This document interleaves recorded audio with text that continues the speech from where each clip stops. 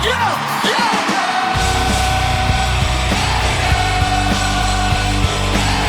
Yeah, we start to play. Steelers by the lake. With a word to say. James Strong, Cody Tanner, hosts on the mic. About to dive in deep, keep it live, that's right. Welcome to the Steelers by the Lake podcast. My name is James Strong, joined once again by my co-host Cody Tanner and special guest Nick. How are you guys doing today? Doing fine, James. Doing fine. Nick? I'm doing well. The wife and I went to a high school football game last night, so I am all feeling the football. The home team came back from a 13-28 deficit in the last couple minutes of the game, and a friend of ours popped off a 61-yard rushing touchdown. So we were Nice. loving it. So I'm in a football mood. It's fall football season, and I'm ready to go. Yeah, we got a big Penn State, West Virginia game today. James and who else? I don't know who's all going to be watching that one. That's going to be a good one. James, how are you doing today? Doing pretty good, man. Doing pretty good here. So got the dogs all new toys this weekend. They were tearing them apart this morning. There you go. I'll have a big mess to clean up when I go upstairs, but they got a chance of being quiet today, so that's I was helpful. going to say, you made sure they were quiet. May have bribed them with new toys. We will see. So the main portion of the show today is going to be talking about bold predictions. We're going to share 3 bold predictions each. But before we get there, we do have Steelers news and some things to go over. The first being unfortunate, Isaac Seumalo injures his pectoral muscle in practice. We were very concerned at first that it was going to be a lengthy injury time and recovery. But the rumor now is, James, only 4 weeks. That's what they're saying, and thank goodness for that. What they're also saying is that there's going to be basically an open competition for the next week or so now at this point. Already has been going on this week. They're not going to talk about it and tell us most likely, but Mason McCormick and Spencer Anderson both going to get a shot to be that starting left guard. Yep. I'm here for it. I thought Spencer Anderson looked very good in the preseason, and I thought that after a rough first outing, Mason McCormick showed very well in the second and third one. So let's 2 dogs, 1 bone, like the old Mike Tomlin saying, see which one comes out on top. And maybe, just maybe, after 4 weeks, you're actually having a discussion as to whether or not you want to put Seumalo back out there because of how good one of these guys looked. Yeah. I mean, that would be a phenomenal problem to have. So we're excited for that. James, we also have the first 8 practice squad signings. The cornerback Anthony Everett, which he was an injury before, correct? And then we downgraded. I believe so. Yeah, waived injured and then brought back after, I think. Yeah, Zion Gilbert, Thomas Graham Jr., a guy that James and I were both kind of high on in the preseason process. Defensive lineman Jacob Slade, outside linebacker Marcus Haynes, who's a very large outside linebacker at 6'4", 240 pounds. And then you also have running back Jonathan Ward. Jonathan Ward was a guy that ran very hard in the preseason. Exciting to see that we were able to – him and Edwards, right, was the other guy that both ran very, very hard in the preseason. James, the next guy that you had on your 53 – Yeah, Rodney Williams. So nice to see Rodney Williams on the practice squad. Also pretty excited about Jonathan Ward. He was the one that had the explosive runs week 1 of the preseason. Mm-hmm. Very fast individual. And then some potential with those corners, right? So they kept 2 nickel corners and 1 outside guy. So definitely some possibilities with these guys. Anybody jump out at you, Nick, that you liked out of this group? These are all former Steelers from the 90-man offseason roster. I was also very happy to see Rodney Williams back, familiar face for the Steelers, who I think has been pretty consistent for us, even if it hasn't been quite to the level of some of the other guys on the roster. Great to see him back on the practice squad. So he was the biggest one for me in those signings that I was happy to see back. You know, and I missed this. I'm sorry, guys, in my notes here. Jack Coletto was part of that original group as well. Fullback, baby. So Jack Coletto also on the practice squad. And definitely somebody I'm happy to see. So they kept the fullback and they kept the tight end, which makes sense in an offense that is rumored to be very 2 tight end heavy. So these are guys that can be, multi-purpose, play tight end, play fullback, and that's going to be something where I think the lines are kind of blurred this year. You're going to see some tight ends lining up at fullback. Connor Hayward, it seems like the fullback role is a little bit more appropriate for his size, but his skills are more the skills of a tight end. So we'll see if they're able to be a little more creative with him out of the backfield and create some opportunities, maybe some mismatches with some slower middle linebackers in the league. Yeah. And then Pittsburgh went on a signing spree again with the practice squad players. There were 7 more added to the team. Running back Boston Scott, who's been around the league a little while. Wide receiver Brandon Johnson and Ben Skwarnik. Ben is a guy that I think, when was he drafted? Or undrafted? I can tell you pretty quick here. I can't He's 4 years in the league out of Notre Dame. Out of Notre Dame. Okay. I don't remember I know he didn't come to us, obviously, but I can't remember where he went. Nope. He was with the Rams for a little while, I know. Okay, that's who it was. Looks like that's who drafted him in the 7th round. That's why I was okay. 7th round. Offensive linemen John LeGlue and Doug Nestor added. James and I were very excited to see John LeGlue. I'm sure Nick was as well. That's a guy that has played with Pittsburgh before, has gotten some starting reps when we've dealt with injuries and stuff like that in the past. Linebacker Devin Harper also added. James, I'm going to let you say the next guy because I just don't want to try. Oh, so you're going to say all the easy ones and leave Adetokunbo Ogundeji for me, huh? Adetokunbo Ogundeji. Got it. If you're going to do that to me, then I'm going to go ahead and say the one that was added after that, Quez Watkins on the practice squad as Why? well. Why? Real quick. Why Quez? Why? Because he's fast. Why not Des Fitzpatrick was my thought on that one. Yeah, like I would have taken Des light years before I would have taken Quez. I did not like what I saw out of him in the preseason. I didn't see him do much when he was in Philly, and so the dropped punts just left a sour taste in my mouth. And Des was looking good towards the end of the preseason. I know he struggled early on in training camp and things like that. Scotty Miller had a bit more of that consistency in the return ability, but towards the end there, Des was looking good. So I would have rather seen us pick up Miles Boykin or grab Des again over Quez Watkins, frankly. Yeah. Yep. I agree. I would have much preferred to see Des Fitzpatrick over Quez, no doubt about that. Ben Skowronek could be a hidden gem as far as some special teams ability. Apparently, he's got some ability as far as blocking on the punt coverage unit and some previous experience as a gunner as well. So there's a chance you might see him get elevated a few times. John LeGlue was on the Steelers practice squad for a few years, a couple of years back at this point.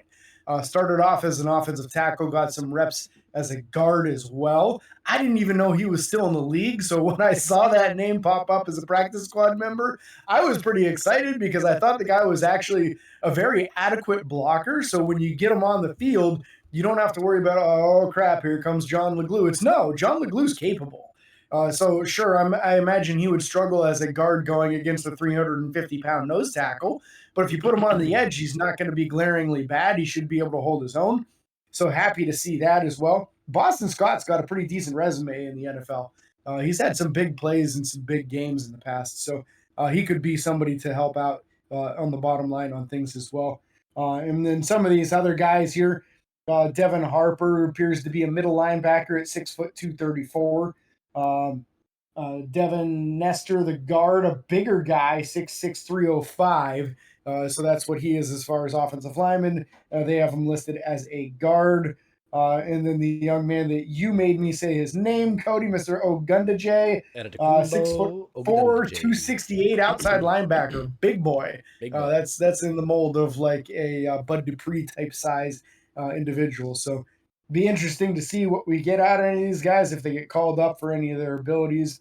And then the other wide receiver, Ben Johnson, 6'2", 196. So good size wide receiver there as well. So maybe with these larger size wide receivers, they're looking at their abilities possibly as gunners on special teams. Yeah. Yeah. Excited to have some guys, some familiar faces in here, guys that we at least know what they bring to the table if they get called up.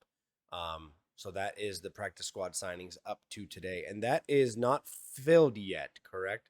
There's still a few more slots they could fill. No, that's all 16. Okay, that is all 16. Yeah. Okay. That's all 16. Now expect it to be kind of fluid always Typically, is. you'll see people week after week, one or two guys drop off, another person comes on, another team has an injury and steals one of these guys for their 53. That stuff's going to happen. So Yep. this won't be, it might not even be the same practice squad for week one. We've got a whole nother week. Yeah. So, Yep. Yeah. So we'll see how it happens. Before we go ahead and share our bold predictions, if you guys are watching or listening, depending on where you're taking in our content today, please make sure that you guys go ahead and share your bold predictions with us. We want to hear them. Whether you're sending us DMs on social media or emailing it to us or commenting on YouTube, I don't care. We want to share your bold predictions on the show to see if any of them hit, just like we're going to see if any of ours will hit. So, James, it is now time for bold predictions. How do we want to do this? Do we want to go boom, boom, boom, 1, 2, 3, 1, 2, 3, 1, 2, 3? we can do that. Yeah. Okay. So we're going to start with special guest Nick Pretzel. We'll get to share his first one. And then James, you'll go second and I will go last. I don't mind that one bit. I'm really hoping you guys don't have these, but we'll see. Yeah, Nick, your first bold prediction, buddy. This is, by the way, this is Nick's request from our last episode. He said you guys should do a bold prediction. So not only are we doing bold predictions, we're doing bold predictions with Nick. Yeah, don't let me be the only one in that YouTube comment section, guys. I feel lonely out there. I'm going to give you guys some shorts material here for Cody to use either on YouTube or TikTok because I'm giving some wild predictions out here. My first one that I'm going to go with is I have the Steelers going 13-4 for their record and sweeping the division. I do not have us losing to a single division opponent in that gauntlet at the end of the year. Wow. That is definitely a bold one, Nick. Well, let me cross off one of my 3. Wow. Okay. Coming in with the fire right out of the gate. I like it. Cody, you go next or you got me going? No, you go next. I just had to cross off one of mine, so I got to think of another one. All right, that works. I also had the Pittsburgh sweep in the AFC North. I felt the fact that we play them late in the season, we can get our act together. You never know. I mean, we went 5-1 last year in the division, so it's not as unrealistic as the only thing that quote unquote scares me is Joe Burrow if he's healthy. That's it. Yeah. I saw somebody predicting us to go 2-6 in the last 8 games, and they're like, "There's no way they're gonna do well with all those division games." And I just started laughing. I was like, "Dude, you have no clue. We went 5-1 in the division last year, and I don't know that our division opponents are that much better this year than they were last year. Some of them are weaker." Yep. So no reason to think that we're going to just lay down and let them beat us up all of a sudden when we beat them up last year. Yeah. My concern isn't even necessarily Joe Burrow. My concern is, can we stay healthy through a gauntlet of division opponents? I know the Ravens especially like to hit us hard. So and my bigger concern is health. The AFC North as a whole has always been a little bit of, I don't want to say a challenge, but like it's a gauntlet in and of itself. So that, I mean, it's kind of just the way it goes, and I expect tough games. But Pittsburgh, especially with our defense being healthy, typically can handle most of those teams and keep it close enough that our offense can get lucky and swing something out. So we'll see how it goes. James, Absolutely. Go ahead.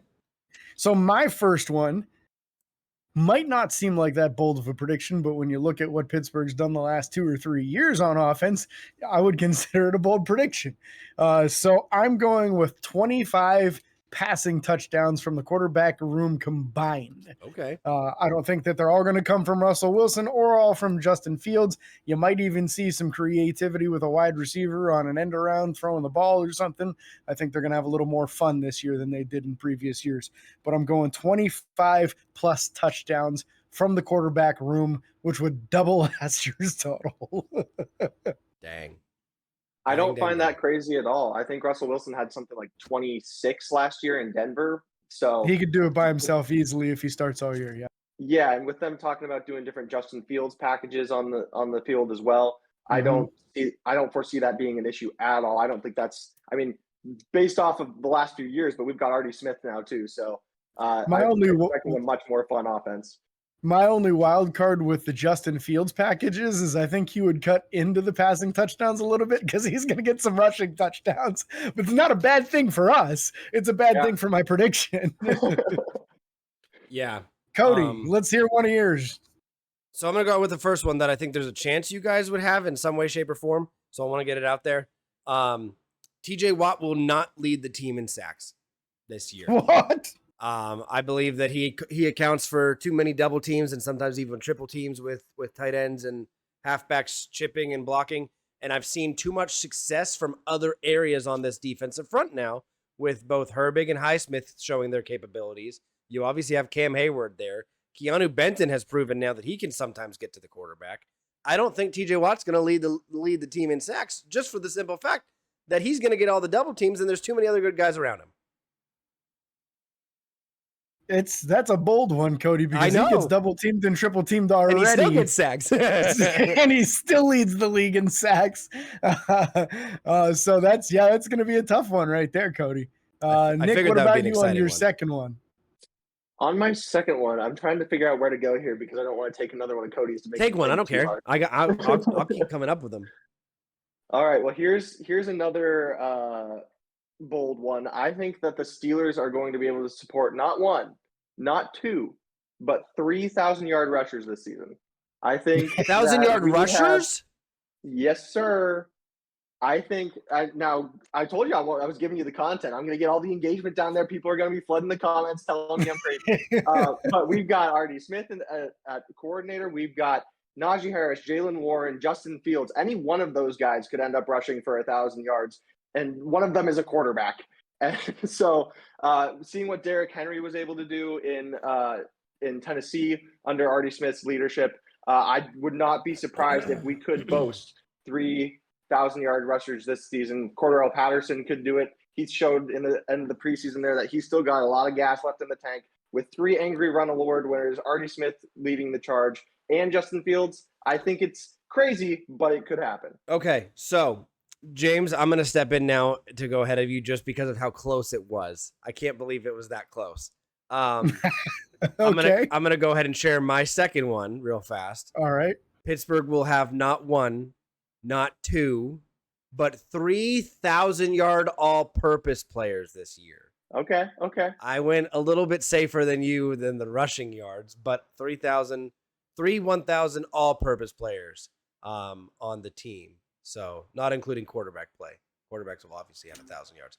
Hopefully. Little easier path on that one there, since you figured George Pickens will get his 1,000 pretty easy. And then you got Jalen and Najee. I think Jalen and Najee would probably get there as well. I mean, here, if I want to, a little easier, not quite as bold. You aren't willing to up that number to 1,200, are you? No, but I'm going to up the number to 4 players. So 4 of them. Okay, there we go. That's a little more bold. That's more bold. I like it, Cody. Come on. That's stepping up to the challenge. I like it. Oh man, I can't believe that both of his two have been like spot on with mine. It's crazy. Well, I've been out there. I've been out there on an island with mine so far, so I'm going to get my second one out here and hope my third one stays safe. Number 2 for me is Keanu Benton this year. Is going to make a big jump, and I'm going to see 8.5 plus sacks out of Keanu Benton this year. I think he's really put it together. He dropped some weight. He's quicker. I was just watching a cut up from Alex Kozora, Steelers Depot, of all the different moves he used this preseason, and it's like 6 or 7 different moves. He's got counters. He's got spin moves. He's using the long arm, the club rip, the club over, everything. I think he's going to be a nightmare for interior offensive linemen, especially when you start talking about some of those smaller, short-armed centers that we've got around the league, especially like, I don't know, the Baltimore Ravens center. As high as people are on him, short-armed and smaller dudes are going to have a real issue with Keanu Benton, and I think he's going to start commanding some double teams by midseason. Well, that's exciting. I think their rookie tackle Roger Rosengarten, I think they picked up in the draft. I think he also has short arms. So yeah, the Ravens are going to have a hard time with Keanu Benton. Yeah, for sure. All right, Nick, time for the third and final one. All right, I have written some extras down just in case some had been taken. So I've still got 3 sitting here. So I think what I'm going to go with here is that Darnell Washington, I think, is going to have a big leap. I think he'll have at least 7 touchdowns on the season. Okay. It's weird how I close like that it. is. I like it's it, weird man. how it's still close to my third third one. Offense. Yeah, I could have gone with a different one. But yeah, I think with all the 2 tight end sets, I think doing a little bit of trickery in the end zone might happen. And whether he may be blocking and then the play breaks down and they have to chuck it to him. He's a big body, a mismatch. So I think 7's a decent number for him. yeah. Yeah, that'd be a fantastic number. And I honestly, it was such an underused part of the offense last year with his ability to high point a football. Why you wouldn't use him in the red zone was just baffling to me last year. And I don't think that's going to happen again this year. I think Arthur Smith is going to tell his quarterbacks to just throw that ball, 13 feet in the air, and either Darnell's going to get it or no one's going to get it. Yep. James, what's your last one? My last one, and Cody, I hope I don't step on your feet on this one, but we're going to find out. I've got Pat Freiermuth with 75 plus catches this upcoming season with an offense that is very much so tailored to tight ends. I think there's going to be a huge focus on him, and what we saw in the preseason is a lot of tight ends staying in pass protection and then leaking out late. We've got 2 quarterbacks that like to dump it off a lot. I think that's going to lead to a huge year for Mr. Pat Freiermuth on his total catch number this upcoming season. Okay. So all 3 of our last ones have to deal with tight ends. That's exciting and interesting. My third and final prediction is the tight end room will account for 50% at least of all receiving touchdowns this year. I truly believe that, again, like Arthur Smith wants to use those tight ends. We do have the quarterbacks that like to dump it off. I think it's very possible that James, even if that quarterback room accounts for 25 touchdowns, I think there's a chance that, 13, 14 of those go to tight ends. So they should. They absolutely should. And like 9 of the other ones should go to George Pickens. Yep. Maybe one to Jalen on a screen or something like that, but who knows? Yeah, you're going to get some big plays out of Calvin Austin. You're going to get some big plays out of Roman Wilson once these guys are healthy, just because of how explosive and fast and shifty they are. They're just going to naturally break some, right? That's going to happen. But George Pickens is just on a whole nother level now. He's gone from being the deep threat, throw me a straight deep ball only guy, to a shiftier guy who can break some tackles and make some guys miss, to looking very elusive in this preseason, to where his focus now seems to be on not just making that first guy miss, but a second or third one too. He understands that that's what it takes to be the leap, to be that next tier. If you want to be a $30 million wide receiver, that's the stuff you got to do. And George is doing it now. So I don't really care if it's motivated by wanting to be great or getting the money. As long as he's putting up big numbers on the field, I'm in. Yep. Yeah, I'm here for it. I'm excited. Bold predictions. Again, if you guys want to share yours, DM them to us on social media or comment on the YouTube video. Don't let Nick be alone down there. And we can't thank you guys enough for being here and watching or listening, depending on, again, where you're taking in the content. Thank you guys so much. Be sure to like and follow on Facebook, Twitter, Instagram, TikTok, and YouTube. Subscribe, ring the bell. It's free. Don't cost you a thing. Don't forget the 5-star reviews on Apple Podcasts for James Strong down here. Make him very, very, very happy. And until next time, this is your host, James and Cody, with special guest Nick, signing off. Peace.